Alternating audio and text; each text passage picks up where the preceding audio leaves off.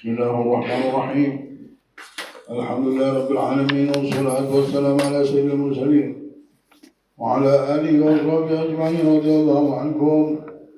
Telah berkata Imam Abdullah bin Alwi al-Hamdan dalam kitabnya Risalatul Muawanah, menyambung bab yang kemarin, beliau radhiyallahu anhu berkata, apabila aku mencintainya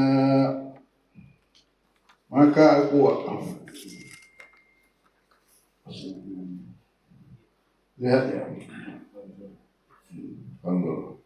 lihatlah isi kandungan rahasia dan ilmu dari hadits qudsi ini. Tidaklah hamba yang telah diberi taufik ini bisa mencapai tingkatan yang tinggi itu. Apa saja yang ia sukai juga disukai Allah Subhanahu wa ta'ala. Nah, harusnya hamba ini sudah hidupnya mendekatkan diri sama Allah. Niatnya sudah lain, beda, mau dekat sama Allah, berbuat baik, beramal, mencari amalan-amalan yang baik. Memang di dunia dia hidup mau berbuat amal yang baik, sudah tahu dia bahwa kebaikanlah yang harus dia tanam dalam hidup ini.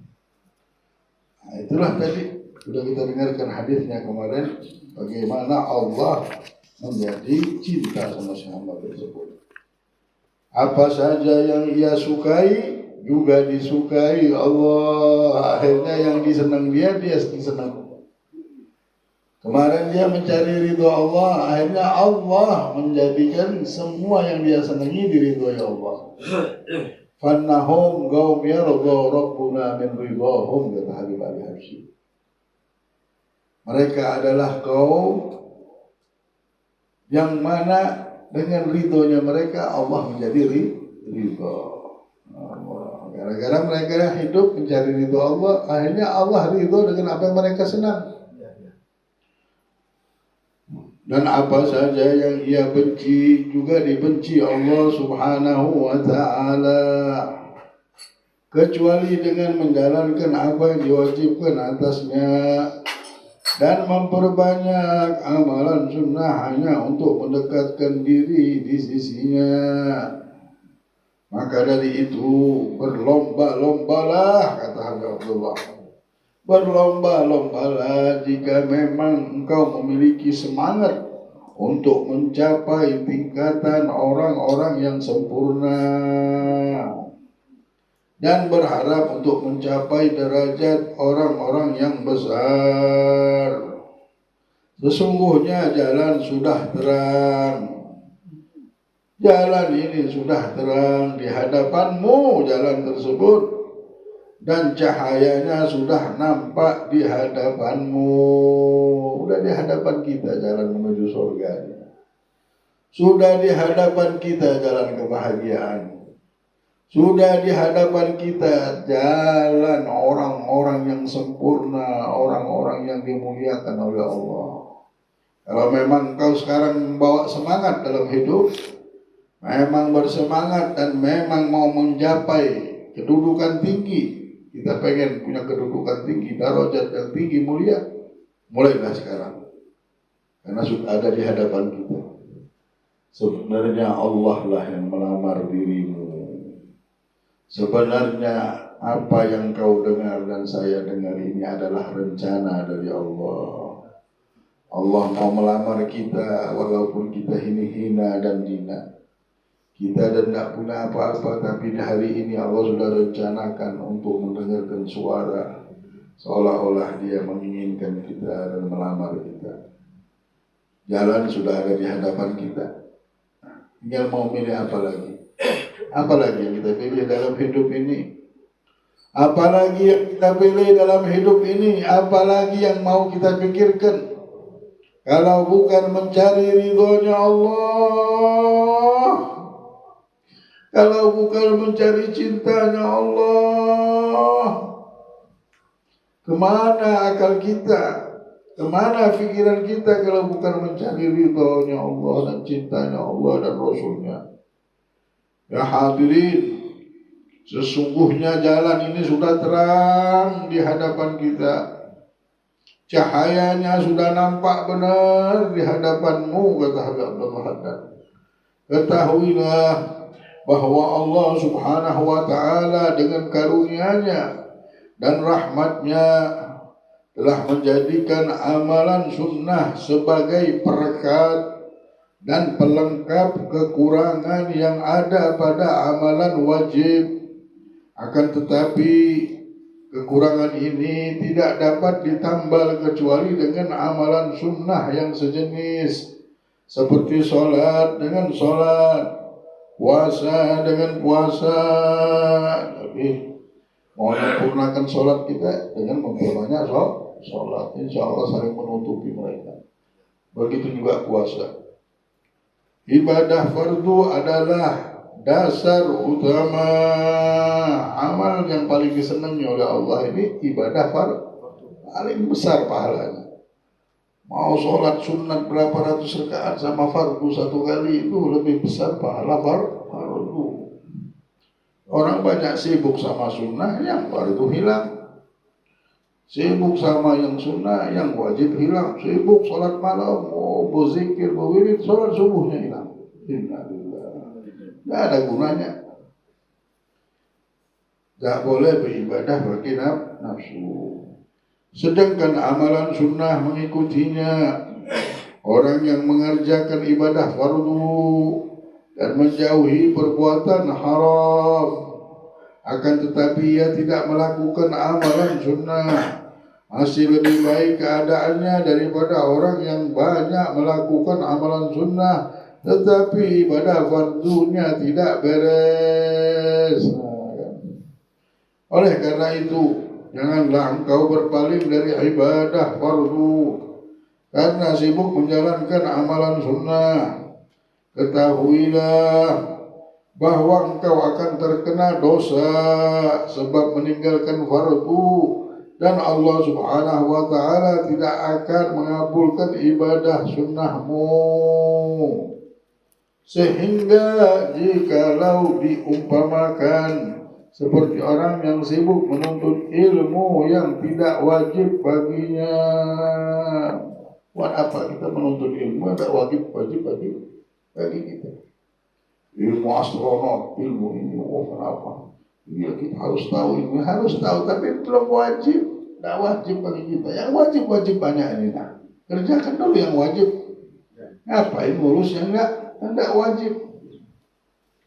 Ya supaya ada kesibukan, ada ini. Yang wajib itulah kita sibukkan. Itulah ibadah, tidak bisa pakai nafsu. Sholat wajib lakukan. Isi waktu hidup kita ini dengan sholat. Isi waktu kita dengan baca Al-Quran. Isi waktu kita dengan menuntut ilmu. Ini yang wajib banyak. Kenapa kita lupakan? Seolah-olah tidak ada perintah Allah yang turun untuk membaca Al-Quran setiap hari. Hingga Quran tidak pernah kita baca bertahun. Seolah-olah tidak ada perintah turun untuk kita berduduk berzikir. Padahal kita disuruh berzikir terus. Zikir ini tidak ada waktu lagi sudah. Tidak harus pakai wudu, kapan pun bisa. Junub pun bisa, tidak ada batas. Dalam keadaan kotor pun bisa berzikir. Kita lupakan zikir. La ilaha illallah Muhammadur Rasulullah sallallahu alaihi wasallam. Nah, namun ia tidak menuntut ilmu yang wajib zahirnya atau batinnya. Dan seperti orang yang tidak bekerja sedangkan ia mampu untuk bekerja. Mampu bekerja, yang diwajibkan dia tak kerja. Ia sibuk mengerjakan ibadah sunnah dan membiarkan keluarganya mengemis di tengah jalan. Ada. Allah perintahkan untuk kerja. Semoga kita beribadah saja. Apa ibadah? Sholat sunnah. Sholat duha, sholat ini, sholat itu sunnah. Kerja ini wajib. Anaknya disuruh ngemis, minta sama orang. Minta sana, minta sini, ngamen sini. Apa ini hukumnya dosa? Karena bekerja itu wajib. Tak boleh kita mengemis. Maka bandingkanlah kedua perumpamaan ini dengan hal lain yang semisalnya. Ketahuilah, sesungguhnya engkau tidak dapat melaksanakan perintah Allah Subhanahu wa ta'ala dan menjauhi larangannya, juga mengerjakan amalan sunnah yang telah Allah Subhanahu wa ta'ala tetapkan bagimu yang dapat mendekatkan dirimu kepadanya, kecuali melalui pintu ini. Maka engkau harus mencarinya. Dalam hal ini baginda Rasulullah SAW bersabda, talabul ilmi faridatun ala kulli muslim. Menuntut ilmu merupakan kewajiban bagi setiap muslim. Dengan ilmu engkau akan mengenal perkara yang wajib adalah wajib, perkara yang sunnah adalah sunnah, perkara yang haram adalah haram. Dengannya engkau juga akan mengetahui bagaimana menunaikan kewajiban dengan benar dan melakukan sunnah serta juga meninggalkan perkara yang haram. Jadi bagaimanapun juga engkau membutuhkan ilmu, ingatlah bahwa kebahagiaanmu di dunia dan di akhirat ini kebahagiaanmu terletak pada ilmu dan pengamalannya. Dulu Imam Syaqiqul Balkhi. Syaqiqul Balkhi ini mempunyai guru namanya Ibrahim bin Adham. Dia berdua ini, Balkhi ini melihat ada burung yang terjatuh di tengah padang pasir. Dia bilang, kalau aku melihat burung ini hidup masih hari ini, karena sayapnya sakit jatuh di tengah padang pasir yang tidak ada makanan, dibilang kalau hidup ini, dibilang aku tidak akan lagi aku mau cari rezeki tutup, sudah mau tutup toko. Ini Syaqiqul Balkhi seorang alim tapi dia punya toko pedagang. Al-Imam Junaid Al-Baghdadi, gurunya Syekh Abdul Qadir Jailani, pedagang tuh. Bukan dia sudah punya ilmu berdakwah tinggal pedagang, masih Allah untuk karena beribadah memakai ilmu. Jadi orangnya karena ibadah tidak pakai ilmu, dia beribadah sunnah, sibuk sama ibadah sunnah, anak-anaknya disuruh mengemis. Ini dosa. Orang Bahari dulu anaknya pagi-pagi harus keluar rumah. Kemana? Ke pasar. Tidak ada kerjaan, sudah ke pasar ikut siapa, tak perlu dicari gaji. Saya ingat benar dulu. Kai-kai kita dulu disuruhnya ke pasar, tidak usah cari gaji. Ada orang mau bungkusin. Ada orang mau ini, tidak perlu minta gaji. Nanti lama-lama itu. Yang penting pagi ke pasar, sore pulang, tak boleh ada di rumah. Baru mau beribadah, ibadah nanti. Setelah sore, karena tahu ini orang bidangnya pedagang, harus bekerja dengan ibadahnya dengan pedagang tadi. Nah, orang yang punya ilmu dia tahu menempatkan dirinya kapan, meletakkan ilmu kapan, meletakkan amalannya kapan. Syaqiqul Balkhi ini melihat itu, melihat burung tersebut. Kalau burung ini hidup, aku tidak mau lagi dagang dia. Nggak guna juga mau berikhtiar, mau ke pasar. Kalau memang sudah rezeki ini pasti datang. Buktinya ini padang pasir, di tengah padang pasir dia bisa hidup, sedangkan sayapnya udah sakit. Kalau ini burung hidup, aku tidak mau lagi ke pasar, tutup toko sudah. Lebih baik duduk di rumah. Burung yang di tengah padang pasir saja hidup, ngapain saya mau itu? Lebih baik saya hidup ibadah. Sudah. Tak tahunya ada burung yang setiap saat datang bawa makanan, ngasih makan sama dia. Balik lagi bawa makanan dia. Ternyata di tengah padang pasir ini ada burung mau mendatangi dia ini dan ngasih makan kepada dia. Udah, kalau begitu mulai detik ini aku tutup. Terdengar gurunya dipanggil, kata Ibrahim, kenapa kau tutup toko? Tak bekerja lagi saya ini. Budak mendek beribadah terus.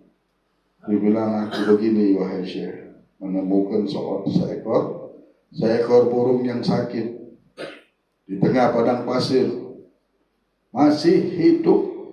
Memang tak bisa, rezeki tak akan nyasar burung. Dia bilang, tak akan nyasar. Manusia kalau sudah diberikan kehidupan pasti hidup. Tak perlu kita buka toko, tak perlu kita ini, tak perlu kita ini. Benar. Jadi apa yang kau dapatkan? Ya, aku dapatkan hikmah dari kejadian ini, bahwasanya kita tidak usah pusing sama rezeki. Kenapa engkau tidak mengambil hikmah menjadi burung yang besar tadi, yang setiap saat datang menolongi saudaranya, ngasih makan? Kenapa engkau ngambil hikmah dari yang lemah ini, yang duduk sakit menunggu makanan dari temannya?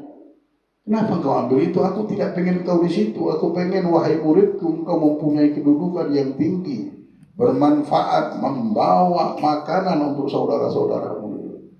Akhirnya besok Syagigil Balkhi buka toko lagi berdagang. Padahal wali besar ini, muridnya Ibrahim bin Adham. Siapa tak kenal Ibrahim bin Adham? Wali besar. Syagigil Balkhi, murid Hatim al-Asam, orang-orang hebat semuanya. Tapi pedagang, bekerja, pagi-pagi bekerja, sore bekerja. Dan ibadah mereka itu, mereka jadikan itu ibadah. Sayyidina Junaid al-Baghdadi tidak buka toko kecuali 150 rakaat dulu dia sholat. Habisnya buka toko. Orang dulu buka toko kosong langsung baca Quran, dapat khataman Quran. Ada yang dapat 5 juz di tokonya, ada yang dapat 10 juz di tokonya, ada macam-macam. Mereka tidak lupa sama Allah, berdagang. Karena dagang ini adalah pahalanya seperti jihad fisabilillah. Bagaimana? Ngasih makan keluarga, pahala besar. Ini pahala besar. Jadi berkumpul di pasar itu pahala juga di toko kita. Jangan sampai kita ke pasar tidak punya pahala, tidak punya rahmat Allah. Ambil barakah dan rahmat Allah. Nah, ini semuanya kalau kita berilmu, menuntut ilmu, kita punya ilmu, kita tahu mengambil kebahagiaan kita di dunia dan di akhirat. Seperti yang dikatakan oleh Imam Abdullah bin Al-Haddad tadi, ketahuilah bahwa yang menyembah Allah Subhanahu wa Ta'ala tanpa dasar ilmu, maka bahaya mengenai dirinya. Karena ibadahnya lebih banyak daripada manfaat yang ia hasilkan karena ibadah itu. Berapa banyak ahli ibadah bersusah payah menjalankan ibadah, sedangkan ia juga terus bermaksiat. Ia memandang perbuatannya sebagai ketaatan atau bukan suatu kemaksiatan. Al-Imam Syekh Al-Arif Billah Muhammad bin Ali Al-Arabi radhiyallahu anhu dalam kitab Futuhat pada bab Al-Wasaya, beliau radhiyallahu anhu bercerita tentang seorang lelaki dari Maroko yang rajin beribadah, dan ia membeli seekor keledai betina dan ia tidak memakainya untuk berkepentingan apapun. Lalu ada orang yang bertanya kepadanya, kenapa ia masih menahan keledai tersebut? Kemudian ia menjawab, aku menahannya hanya untuk memelihara kemaluanku dari perbuatan keji. Daripada aku maksiat, dia bilang lebih baik aku berhubungan dengan keledai. Jadi aku tidak maksiat. Lelaki ini tidak mengerti keharaman menjimak binatang karena tidak punya ilmu. Kemudian ketika ia diberitahu akan keharamannya, maka ia menyesal dan menangis terseduh-seduh. Ilmu yang wajib bagi setiap muslim adalah ia mengetahui kewajiban seluruh fardu yang diwajibkan oleh Allah Subhanahu wa Ta'ala atasnya, dan keharaman seluruh perkara haram yang diharamkan oleh Allah Subhanahu wa Ta'ala atasnya. Adapun ilmu tentang cara mengerjakan perkara wajib, masih belum wajib baginya kecuali ketika hendak akan mengerjakannya. Mau pergi haji, kapan diwajibkan kita menuntut ilmu haji? Ketika kita mau pergi sebelumnya enggak. Kalau kita mau melakukannya baru kita wajib menuntut ilmu itu. Kita mau pedagang, wajib kita belajar ilmu dagang. Kalau belum mau berdagang, belum diwajibkan, belum datang waktu wajibnya. Orang yang telah mencapai akil baligh atau masuk Islam pada bulan Muharram misalnya, maka ia harus segera mempelajari arti dua kalimat syahadat dan mengucapkannya, mempelajari kewajiban sholat 5 waktu, berikut rukun dan hukum-hukumnya. Selain itu, ia juga harus mengetahui kewajiban puasa, zakat, haji, dan ibadah wajib lainnya. Dan juga harus mengetahui keharaman zina, meminum khamar, merampas harta orang lain secara ilegal, dan perkara haram lainnya. Tetapi ia masih belum wajib mempelajari tata cara berpuasa dan haji kecuali ketika datang bulan Ramadan dan hendak berangkat haji.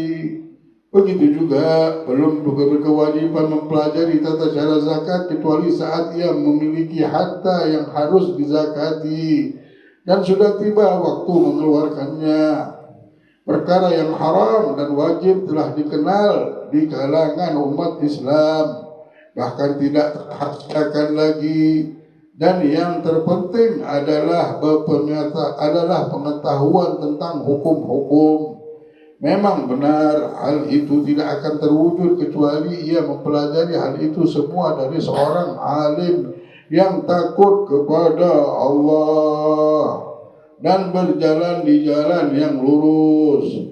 Sedangkan kalau kalangan awam menyangka terkadang perbuatan mereka benar dan terkadang salah, maka jangan sampai engkau sekedar melakukan apa yang mereka lakukan dan meninggalkan apa yang mereka tinggalkan karena mengikuti mereka.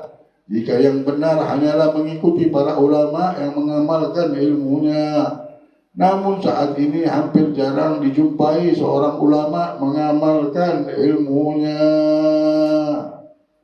Jika engkau melihat seorang alim di zaman ini melakukan sesuatu, mengerjakan sesuatu yang tidak diketahui identitasnya benar ataukah salah, maka janganlah hanya bersandar terhadap apa yang kau lihat dari perbuatannya atau yang ia tinggalkan hingga engkau menanyainya dasarnya menurut hukum syariat. Jadi kalau melihat sekarang ini, zaman sekarang kalau kita lihat ragu ada sesuatu yang meragukan, kita tanya apa sih? Kok bisa kita ngamalkan ini? Kok bisa kita lakukan ini kalau kita ragu? Karena tidak pernah kita mendengar atau melihatnya. Karena di zaman sekarang ini ulama-ulama ini macam-macam tinggal argumennya. Ada yang begini, ada yang begini. Nah, Habib Abdul Haddad berwasiat lagi seorang muslim tidak membutuhkan waktu yang lama untuk mempelajari ilmu yang wajib baginya. Tidak lama kita mau menuntut ilmu itu. Dan tidak harus bersusah payah untuk mendapatkannya. Karena hal itu mudah sekali. Seorang hamba Allah subhanahu wa ta'ala yang cerdas cukup mempelajari hal itu dengan duduk bersama orang alim yang pandai selama sejam atau 2 jam saja. Dapat sejam 2 jam dapat ilmu banyak. Duduk sama orang alim sejam 2 jam dapat ilmu, dapat pegangan hidup. Dalam sebuah riwayat disebutkan bahwasanya suatu saat ada seorang badui mendatangi baginda Rasulullah SAW. Ketika itu beliau SAW sedang berkhutbah di atas mimbar. Dengan serta-merta ia meminta Rasulullah SAW mengajarinya apa yang Allah Subhanahu Wa Taala ajarkan kepadanya. Lalu beliau SAW turun sejenak dari mimbarnya dan mengajari orang itu. Kemudian naik kembali ke atas mimbar dan melanjutkan khutbahnya. Barang siapa ingin selamat dan beruntung, hendaknya sebelum dia memulai sesuatu perkara atau meneruskan suatu perbuatan yang telah ia jalani sebelumnya, Ia harus mengetahui terlebih dahulu apa hukum Allah Subhanahu wa taala dalam perbuatan itu, baik itu wajib atau sunnah maupun mubah atau haram. Karena segala sesuatu tidak terlepas dari salah satu empat hukum ini, dan hal ini menjadi kewajiban setiap muslim. Sesungguhnya orang-orang beriman terdiri dari kalangan umum dan khusus. Adapun kalangan umum, terkadang mereka meninggalkan perkara yang wajib dan melakukan perkara yang haram. Jadi orang yang terbaik di antara mereka adalah yang lekas bertaubat dan beristighfar. Mereka tidak memelihara amalan sunnah, namun justru mereka tenggelam dalam hal-hal yang mubah. Sedangkan kalangan khusus adalah mereka yang menunaikan perkara wajib dan meninggalkan perkara yang haram, serta memelihara amalan sunnah, dan sedikit mempergunakan hal-hal yang mubah yang tak lain hanyalah sebagai perantara untuk menjalankan perintah Allah Subhanahu wa taala dan menghindari larangannya. Mudah-mudahan taufik dan hidayahnya hanyalah di tangan Allah Subhanahu wa taala. Wallahu a'lam. Masyaallah. La ilaha illallah Muhammadur Rasulullah sallallahu alaihi wasallam. Mudah-mudahan kita bisa mengisi waktu kita ini sudah dengan ibadah, sudah. Diisi waktu ini dengan ibadah. Jangan jauh-jauh dengan dari Allah lagi, sudah. Tak boleh jauh sudah nama Allah. Sudah. Yang hidup tak boleh jauh dari Allah. Tak boleh jauh dari Nabi, sudah. Di hati kita harus ada Nabi terus. Kita perhatikan, kita jaga hati kita. Kita bisa bersihkan mobil, kita bisa membersihkan keluar keringat, tenaga segalanya. Kita harus bersihkan hati juga. Bersihkan juga. Harus ada Allah di hati kita. Harus ada Rasulullah di hati kita. Sudah saatnya. Kapan lagi kalau bukan sekarang saatnya? Maka dari itu ilmu inilah mudah-mudahan cahaya ilmu yang masuk terus itulah yang membuka hati kita sehingga ada tempat di hati kita ini bukan ada lagi, diduduki, dijaga, dipelihara, dan sudah ada Allah dan Rasulullah. Sudah di situ sudah. Tidak ada lagi selain Allah. Hasbi Rabbi Jalallah ma fi qalbi illallah. Cukup bagiku Allah, tidak ada di hatiku kecuali Allah. Allah. Inilah hidup. Berarti hidup kita. Namanya sudah pas tempatnya. Kalau belum ada sesuatu di hati kita cuma bisikan, belum ada arti hidup kita. Memang disitulah tempatnya Allah Subhanahu wa taala. La ilaha illallah Muhammadur Rasulullah SAW. Mudah-mudahan Allah jadikan umur kita penuh barakah, penuh inayah dan taufik dan hidayah. Amin. Bismillahirrahmanirrahim. Fatihah. Allah.